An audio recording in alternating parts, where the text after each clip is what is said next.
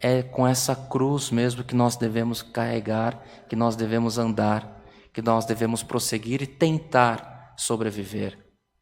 Mas essa mulher, amados, ainda que ela não tivesse vivido uma experiência do milagre, ela não perdeu as esperanças, porque ela tinha uma necessidade iminente. Ela era amada por seu esposo, mas ela não tinha contentamento, porque ela tinha uma necessidade.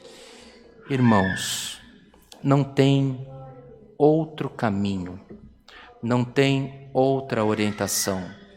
O Senhor ouviu a oração da igreja.